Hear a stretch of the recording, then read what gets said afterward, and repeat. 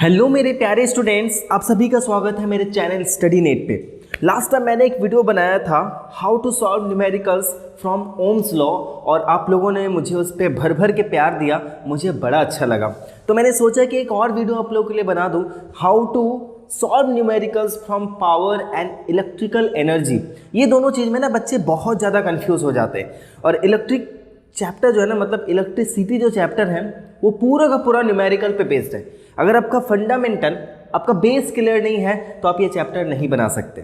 तो इस चैनल को स्टार्ट करने का मेरा यही मोटो था कि बच्चों मैं आपको ना, आपका जो फंडामेंटल हो, आपका जो बेसिक्स है ना, वो आपको मैं काफ़ी अच्छे तरीके से सिखा पाऊँ जितना मेरे पास नॉलेज है। सो without wasting more time let's get the video started. तो देखो बच्चों, मैंने यहाँ पे लिखा हुआ है पावर। तो बेटा आखिर पावर होता क्या है, ध्यान से समझो। The rate of work done per unit time is called power और इलेक्ट्रिकल पावर। तो कभी पावर और इलेक्ट्रिकल पावर, ये दो चीज़ अगर आपको दे दिया जाए ना, आप कंफ्यूज मत होना। क्यों? क्योंकि दोनों के दोनों बिल्कुल सेम होते हैं, चाहे मैं पावर की बात कर रहा हूँ या इलेक्ट्रिकल पावर की बात कर रहा हूँ। तो इलेक्ट्रिकल पावर होता क्या है? Power is equal to work done by time. यानी जब किसी पर्टिकुलर टाइम पर कोई एक ऑब्जेक्ट कुछ वर्क डन कर रहा होता है तो हम कहते हैं कि वो कुछ अमाउंट ऑफ पावर जो है वो ड्रॉ कर रहा होगा। ठीक है, तो ये हमारा हो गया फॉर्मूला नंबर 1। बेटा इसको ध्यान रखना, इलेक्ट्रिसिटी में फॉर्मूला बहुत इंपॉर्टेंट होता है। तो पहला फॉर्मूला हमारा क्या हो गया? P is equal to work done by time. तो अब आ जाओ हम लोग देख लेते हैं कि वर्क डन मतलब पावर का ऐसा यूनिट क्या होता है। ऐसा यूनिट हमारा होता है वॉट। क्या बोलेंगे? वॉट। यानी इसको हम कैपिटल W से शो करते हैं। और इसका एक और ऐसा यूनिट होता है जो थोड़ा लार्जर स्केल में यूज होता है, that is kilowatt.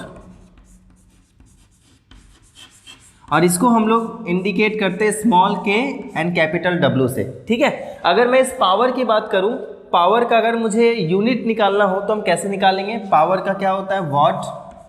And work done का क्या होता है? जूल। और टाइम का क्या होता है? सेकेंड। तो हमारा क्या हो जाएगा? Power is equal two joule पर सेकेंड। जूल पर सेकेंड। ठीक है, हम ऐसे बोल सकते हैं। समझ गए ना? कोई दिक्कत नहीं, थोड़ा सा हम लोग पहले रिवाइज कर ले रहे थे इसीलिए। एक और टर्म मैंने यहाँ पे लिखा है, the rate at which electrical energy is consumed is called electrical power. जैसे फॉर एग्जांपल बेटा मान लो कोई भी इलेक्ट्रिकल डिवाइस में आपका लिखा हुआ है 100 वॉट 220 वोल्ट। मान लो आपके चार्जर में लिखा हुआ है, मान लो आपके टीवी में लिखा हुआ है, और किसी भी ऐसे इलेक्ट्रिकल एप्लायंस है जिसमें आपका लिखा हुआ है 100 वॉट 220 वोल्ट। तो इसका मतलब क्या हो गया कि आप बता सकते हो? इसका मतलब ये हो गया बेटा कि जो भी डिवाइस में ऐसी रेटिंग लिखी होती है, इसका मतलब है कि उस डिवाइस को आपको 220 वोल्ट पर रन करना है और वो कितना पावर कंज्यूम करेगा? 100 वॉट। ठीक है, मतलब जिस भी जगह पर कुछ ऐसा लिखा हो समझ जाना उसको इतने वोल्टेज पे रन करना है और वो कितना पावर कंज्यूम करेगा? वो 100 वॉट का पावर कंज्यूम करेगा। ठीक है, यहाँ तक समझ में आ गया? मान लो यहाँ पे लिख देता 120 वॉट एंड 220 वोल्ट। तो इसका मतलब क्या हो जाता? इसका मतलब होता कि उस डिवाइस को 220 वोल्ट के पावर सप्लाई लाइन में यूज़ करना है और वो कितना पावर नहीं, सॉरी 220 वोल्ट के सप्लाई लाइन में उसको यूज़ करना है और वो कितना पावर कंज्यूम करेगा? 120 वॉट का।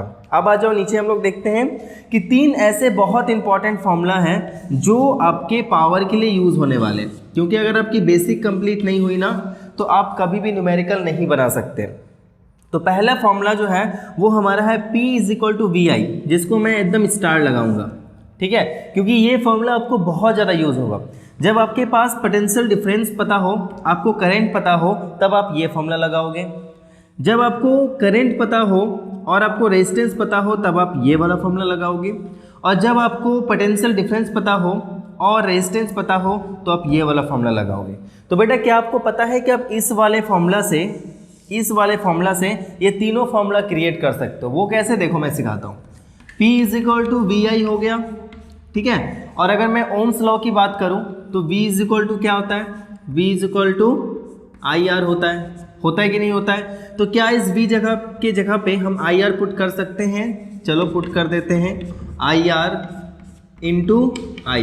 तो ये क्या हो गया हमारा? I square R। तो P is equal to I square R।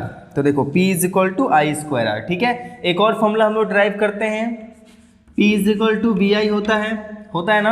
अगर मैं ओम्स लॉ की बात करूं तो I is equal to V by R होगा कि नहीं होगा। तो इस I की जगह पे हम क्या करेंगे, V बाई आर को पुट कर देंगे, P is equal to V into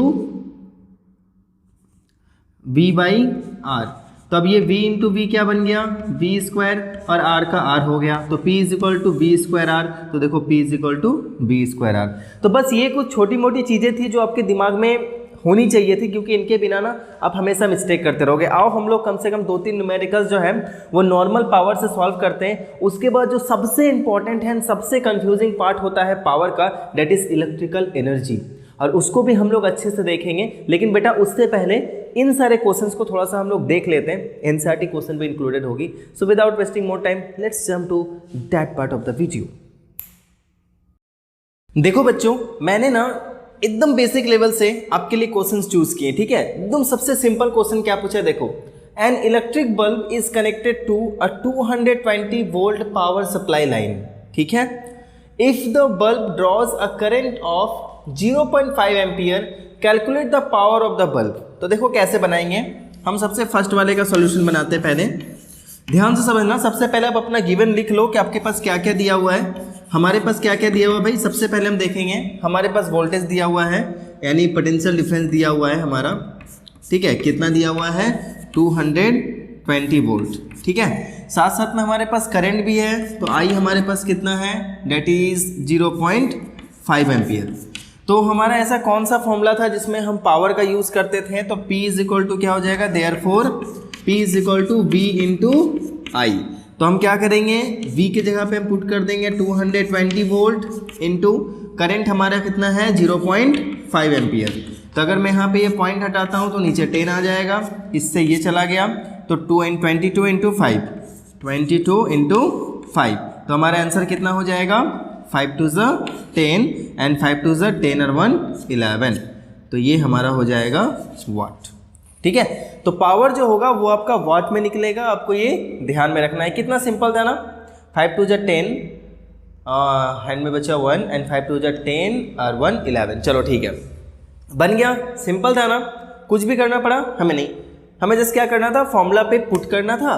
हाँ, एक चीज़ आपको ध्यान रखना है कि जब भी आप न्यूमेरिकल बना रहे हो ना कहीं से ना आपको दिमाग में लगाना है कि जो हमको फॉर्मूला में पुट करना है, यानी P is equal to V I चाहिए था, तो आपको ध्यान रखना है कि आपके पास क्या क्या है। आपके पास पावर है, नहीं है, वही तो निकालना है। आपके पास वोल्टेज है, वोल्टेज, हाँ हमारे पास वोल्टेज है।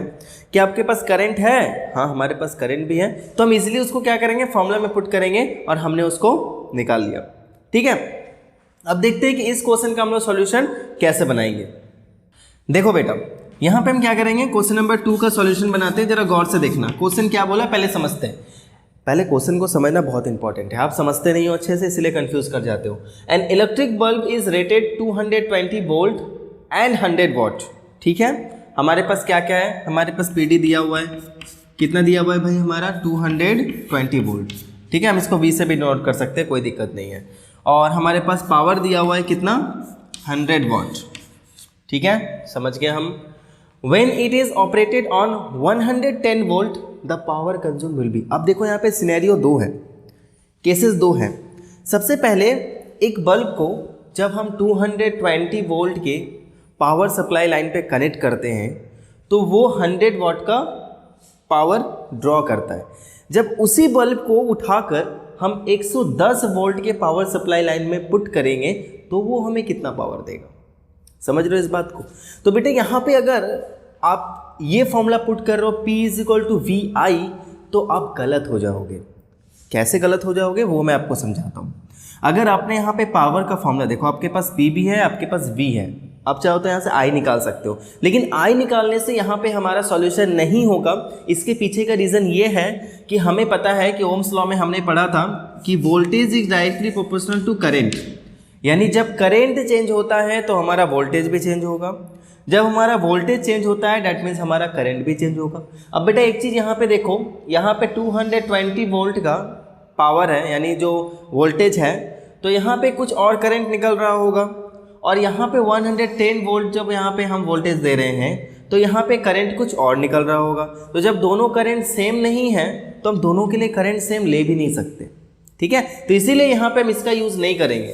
तो एक बात बताओ कि ऐसा कौन सा चीज़ है जो दोनों पावर लाइन सप्लाई में सेम होगा? That is the resistance of the bulb. ऐसा कैसे? देखो, अगर मान लो हमने कोई भी बल्ब लिया हो, उसको हम किसी भी पावर लाइन में बैठा दें, आखिर उस बल्ब का रेजिस्टेंस चेंज होने वाला है क्या? नहीं ना, वो तो कांस्टेंट रहेगा ना, वो तो सेम रहेगा ना। तो आपको यही यहाँ पे ट्रिक है कि जब भी कोई डिवाइस को आप अलग अलग पावर सप्लाई लाइन में यूज़ करते हो तो P=VI वाला फॉर्मूला कभी मत लगाना। आप वहाँ पे क्या यूज़ करोगे? वो फॉर्मूला चूज़ करोगे जहाँ पे रेजिस्टेंस आ रहा हो, ठीक है। करंट भी अलग अलग होगा तो करंट वाला भी हम नहीं ले सकते। तो हमको यहाँ पे क्या लेना पड़ेगा? P=V²R। समझ गए हमने क्यों लिया? ये मैंने आपको समझा दिया। अब P=V²R में हम देखते हैं कि पावर हमारे पास दिया हुआ है तो हम रेजिस्टेंस को लाते हैं। तो ये फॉर्मूला हमारा कुछ ऐसा बन जाएगा, R=V²/P, ठीक है। तो हमारा क्या हो जाएगा? इसको मैं नीचे करता हूँ इस जगह पर। रेजिस्टेंस हमारा नहीं है, V हमारे पास है कितना है? 220। तो इसको हम 220 × 220 कर देंगे। पावर हमारे पास कितना है? 100 वाट। अब ये जीरो से ये जीरो चला गया, ये जीरो से ये जीरो चला गया, और दोनों को हम मल्टीप्लाई करेंगे तो 484 ओम आएगा, ठीक है। रेजिस्टेंस हमारा ओम में होता है। तो अब देखो हमने क्या किया, यहाँ से रेजिस्टेंस निकाल लिया। डैट मीन्स उस बल्ब का रेजिस्टेंस जो है वो 484 ओम है, वो तो बदलेगा नहीं। अब दूसरे टाइम हमको सेकेंड केस की अगर मैं बात करूँ, सेकेंड केस की बात करूँ तो सेकेंड केस में हमारे पास क्या क्या दिया हुआ है? हमारे पास है वोल्टेज, वोल्टेज है ना, हाँ। हमारे पास वोल्टेज कितना है? 110 वोल्ट का है। और हमको क्या निकालना है? पावर। हमें पावर निकालना है। अब बोलोगे सर दो चीज़ से हम कैसे निकाल सकते हैं? तो बेटा यहाँ पे ऑलरेडी आपके पास रेजिस्टेंस है ना, आपके पास रेजिस्टेंस है, आपके पास वोल्टेज है, क्या आप पावर नहीं निकाल सकते हैं? ऑब्वियसली निकाल सकते हो। तो पावर का फॉर्मूला क्या हो जाएगा? V²/R। तो यहाँ पे हम V² कितना रखेंगे? 110 × 110 डिवाइडेड बाई हमारे पास रेजिस्टेंस कितना है? 484। यहाँ पे हम क्या करेंगे? इन सबको मल्टीप्लाई एंड डिवाइड करने के बाद हमारा ऑप्शन आएगा 25 वाट। अब देखो 25 वाट क्या यहाँ पे दिया हुआ है? ऑब्वियसली यहाँ पे ऑप्शन डी में दिया हुआ है। तो आई होप आप लोगों ने नॉर्मल पावर तो समझ लिया है। तो चलो अब हम लोग चलते हैं इलेक्ट्रिकल एनर्जी की ओर, जिसमें बच्चे बहुत ज़्यादा कन्फ्यूज़ होते हैं। सो तुरंत चलते हैं। पावर के केस में वो टर्म जो सबसे ज़्यादा कन्फ्यूजिंग होता है वो होता है इलेक्ट्रिकल एनर्जी। जरा इसको गौर से समझना बच्चों, ताकि आप इसमें ना मिस्टेक ना करो। देखो सबसे पहले इलेक्ट्रिकल एनर्जी का फॉर्मूला क्या होता है? E अगर मैं बात करूं E P/T, ठीक है। ये फॉर्मूला आप अपने जहन में उतार लो, अपने दिल, धड़कन, फेफड़ा, स्टमक, जहां मन करे वहां उतार लो। और ये फॉर्मूला क्या है? E P/T। तो नॉर्मली जब मैं इलेक्ट्रिकल एनर्जी की बात कर रहा हूँ तो पावर का यूनिट क्या होता है? पावर का यूनिट होता है हमारा वाट। और यहाँ पे बेटा आपको जो टाइम का यूनिट लेना है ना, वो आवर में लेना है। मैं रिपीट कर रहा हूँ, यहाँ पे टाइम का जो यूनिट होगा वो आवर में लेना है। नॉर्मली टाइम का यूनिट क्या होता है? सेकेंड, लेकिन यहाँ पे आपको क्या यूज़ करना है? आवर। तो हमारा इलेक्ट्रिकल एनर्जी का यूनिट क्या हो जाएगा? Kilowatt hour. लेकिन जब आप कॉमर्शियल यूनिट की बात करते हो, डैट मीन्स जितने भी आपके क्वेश्चंस बनते हैं 90% चांसेस होते हैं कि वो आपके कॉमर्शियल यूनिट से ही क्वेश्चन पूछे। कॉमर्शियल यूनिट का मतलब जब आप इलेक्ट्रिकल एनर्जी का यूज़ कोई कमर्शियल बिजनेस के लिए करते हो, दैट मीन्स कि हाउस में जो आपका मीटर लगा होता है ना, वो मीटर में कितना बिल आ रहा है, नहीं आ रहा है, कोई भी चीज़ आपका कितना एनर्जी कंज्यूम कर रहा है, जिससे कि वो इंडस्ट्रियल एरियाज़ में जाता है, उसका सारा कुछ जो इलेक्ट्रिसिटी डिपार्टमेंट हमारा सब कुछ नोट करके रखता है। तो इन सभी चीज़ों को मिलाकर कॉमर्शियल यूनिट कहते हैं। तो कॉमर्शियल यूनिट की जब मैं बात करता हूँ तो उस समय बेटा आपका इलेक्ट्रिकल एनर्जी का जो यूनिट होता है वो किलोवाट आवर होता है। अब ये किलोवाट आवर कैसे होता है? पावर जो होता है जिसको हम लोग वाट में कन्वर्ट करते थे, वो वाट अब बन जाएगा किलोवाट और आवर का आवर रह जाएगा, ठीक है। तो दोनों को मिलके हमारा बन गया किलोवाट आवर। तो बेटा वाट को किलोवाट में बदलने के लिए हम क्या करते हैं? जरा दिमाग लगाओ कि 1 किलोवाट में 1000 वाट होता है। तो अगर पहले से वाट में दिया हो तो हम क्या करेंगे? उसको जितना होगा उसको 1000 से डिवाइड कर देंगे। फॉर एग्जांपल मान लो अगर आपका दे दिया 100 वाट, अगर आपका लिखा हुआ है 100 वाट, तो आपको 100 वाट को किलोवाट में चेंज करना है, तो आप क्या करोगे 100 डिवाइडेड बाई 1000 कर दोगे, तो ये 2 zeros हमारे कट गए, तो आगे हमारा 1/10 इज इक्वल टू 0.1 किलोवाट। आपको ये हमेशा दिमाग में रखना है कि जब भी आप इलेक्ट्रिकल एनर्जी यूज़ कर रहे हो तो वहाँ पे पावर आपका कभी भी वाट में नहीं होना चाहिए, किलोवाट में होना चाहिए, ठीक है। और ऑलरेडी अगर आपका इलेक्ट्रिकल एनर्जी दिया हुआ है, आप उसको पावर में कन्वर्ट कर रहे हो, तो वो हमेशा किलोवाट में होता है, उसको आप वाट में बदल लेना। मीन्स जितना पावर आपका दिया हो उसको आप क्या करना है इंटू 100 कर लेना, सॉरी 1000 कर लेना। समझ आ रही है मेरी बात? फिर से मैं रिपीट कर रहा हूँ, जब भी इलेक्ट्रिकल एनर्जी आपको निकालना हो तो इस फॉर्मूले पे जब आप पावर रखोगे तो वाट में नहीं, वो किलोवाट में होना चाहिए, ठीक है ना। चलो यहाँ पे नीचे हम लोग देखते हैं 1 किलोवाट आवर में 36 लाख जूल्स होते हैं, ठीक है। इसको हम लिख सकते हैं, जो सबसे स्मॉलेस्ट फॉर्म है वो है ये 1 kilowatt hour is equal to 3.6 into 10⁻⁶ joules, ठीक है बेटा। आ जाओ अब नीचे आकर हम लोग एक न्यूमेरिकल बनाते हैं, फिर आपको सारी चीज़ें क्लियर हो जाएगी। A radio set of 60 watt runs for 50 hours. एक रेडियो सेट है जिसका पावर कितना है 60 वाट का, और वो कितने देर के लिए रन कर रहा है 50 घंटे के लिए रन करता है। तो आपको बताना है कि वो कितना एनर्जी जो है वो कंज्यूम करेगा। आ जाओ हम लोग लिख लेते हैं गिवन। हमारे पास गिवन में क्या क्या दिया हुआ है, सबसे पहले हमारे पास पावर है 60 वाट का, ठीक है, और साथ साथ में हमारे पास क्या है टाइम हमारे पास कितना है, डेट इज 50 आवर्स, ठीक है। चलो 60 वाट आवर्स, तो हमें क्या करना है इसको किलोवाट में चेंज कर लेना है, तो 60 डिवाइडेड बाई 1000 कर लेंगे, तो कितना हो जाएगा, ये कट गया, हमारे पास आएगा 0.06 किलोवाट, ठीक है। अब बेटा हम इसको क्या करेंगे, यहाँ पे पुट कर देंगे E is equal to P into T के फॉर्मूला में, तो E is equal to P हमारा कितना हो गया किलोवाट में, डेट इज 0.06 इंटू टाइम हमारे पास कितना है 50, तो यहाँ मैं लिख दूंगा 50। अब क्या करेंगे, यहाँ से नीचे 2 0 आ जाएंगे, ये 1 कट जाएगा, अब हमारा कितना आ जाएगा 6 5 जा 30 and divided by 10 is equal to हो जाएगा 3 किलोवाट आवर। तो हमारा कितना निकल गया, डेट इज 3 किलोवाट आवर। ये हमारा हो गया आंसर। एक चीज़ ध्यान रखना है, कभी भी आप फिजिक्स बना रहे हो, फिजिक्स के कोई भी न्यूमेरिकल बना रहे हो, उसका एसआई यूनिट जरूर डालना, सॉरी यूनिट उसका जरूर डालना। अगर नहीं डालोगे तो वो कट जाएगा, समझ रहे हो मेरी बात। तो यहाँ पे 3 लिखकर छोड़ दोगे तो आपके मार्क्स कट जाएंगे, 3 किलोवाट आवर आना ही चाहिए।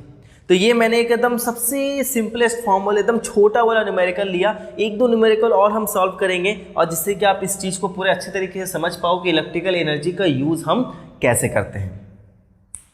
आप लोगों के लिए मैंने एक तगड़ा सा क्वेश्चन चूज़ किया है जिसमें सारी चीज़ें मिक्सअप है, ठीक है, ताकि आप इसको अच्छे से एक ही क्वेश्चन से आप सारी चीज़ें समझ सको।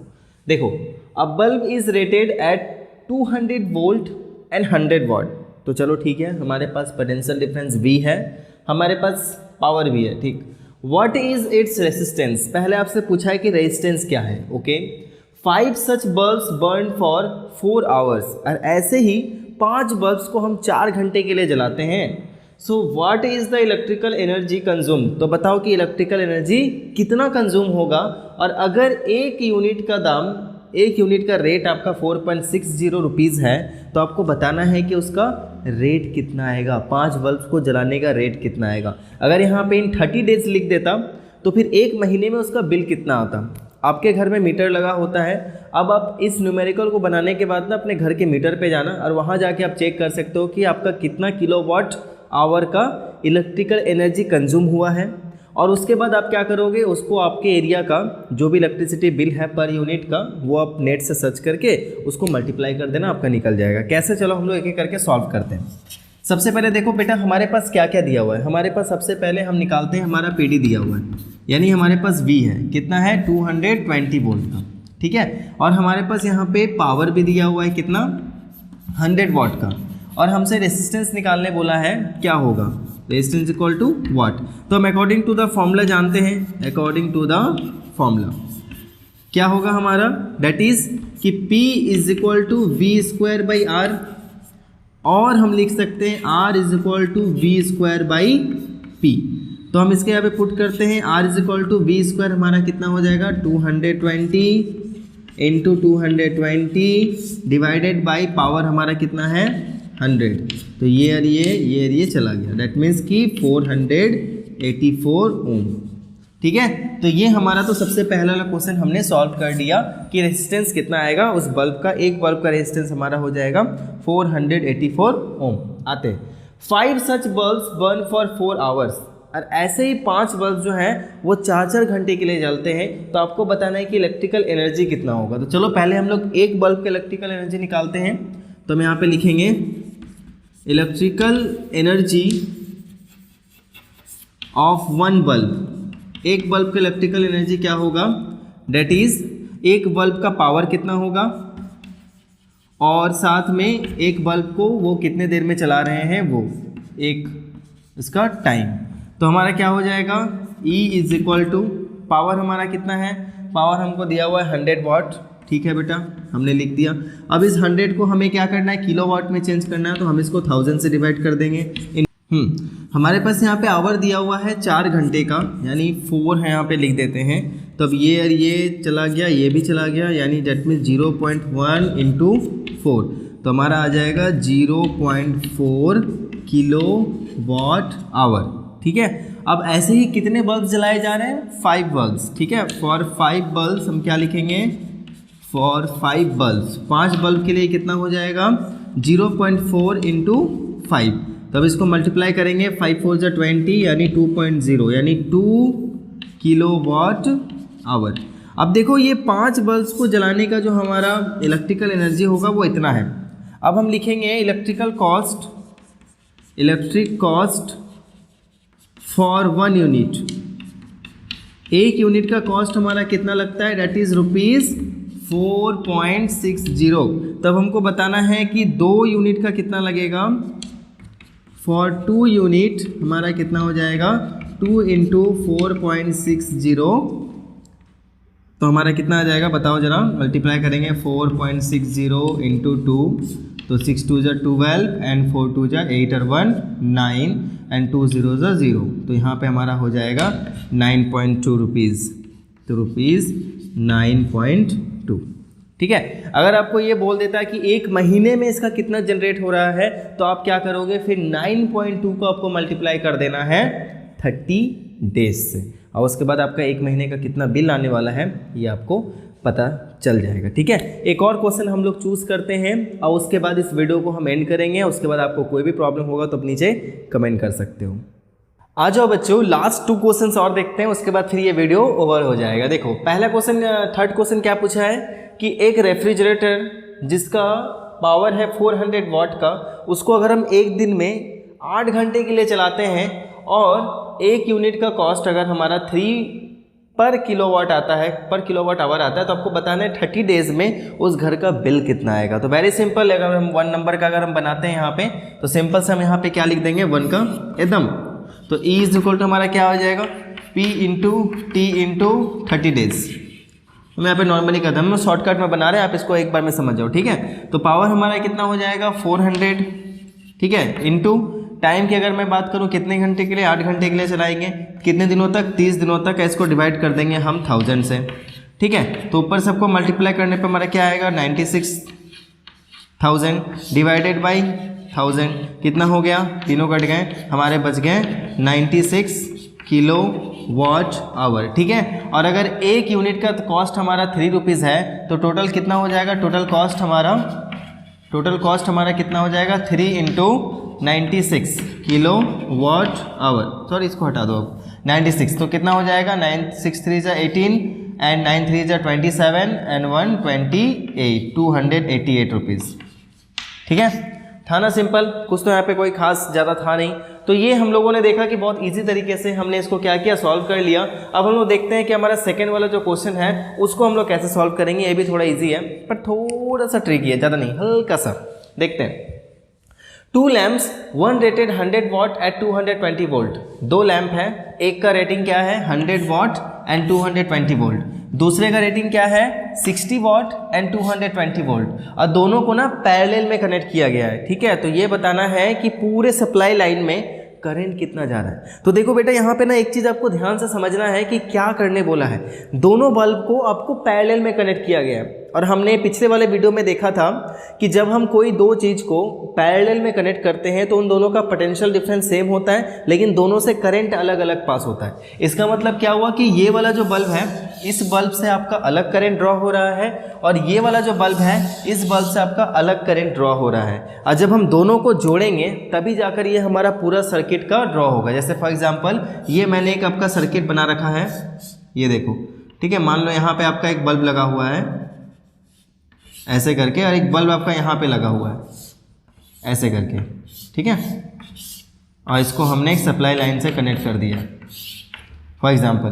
तो अब होगा क्या कि यहाँ से जो भी करंट जा रहा होगा, ये करंट क्या होगा, दोनों में बढ़ जाएगा, ठीक है। तो यहाँ पे मान लो ये 60 वाट वाला बल्ब लगा हुआ है हमारा, और यहाँ पे मान लो हमारा 100 वाट वाला बल्ब लगा हुआ है। तो भाई इससे जो करंट जा रहा है वो अलग जा रहा है, इससे जो करंट जा रहा है वो अलग जा रहा है। तो हम क्या करेंगे, पावर के फॉर्मूले से दोनों का पहले करंट निकाल लेंगे I1 एंड इसको मान लेंगे I2। अब उसके बाद दोनों को जोड़ देंगे, तब जाकर ये बनेगा हमारा टोटल सर्किट का करंट, ठीक है। तो हमने एक ओवरव्यू देख लिया, अब इसको हम बनाते हैं। आ जाओ, सबसे पहले हम लोग I1 निकालते हैं। I1 इक्वल टू क्या हो जाएगा, P डिवाइडेड बाई V, ठीक है। तो यहाँ पे हम देखेंगे P हमारा फर्स्ट में कितना है, 100 वाट का, एंड डिवाइड कर देंगे इसको हम लोग 220 वोल्ट से। तो इसको हम कुछ ऐसे ही रख देते हैं। अब हम I2 निकालते हैं।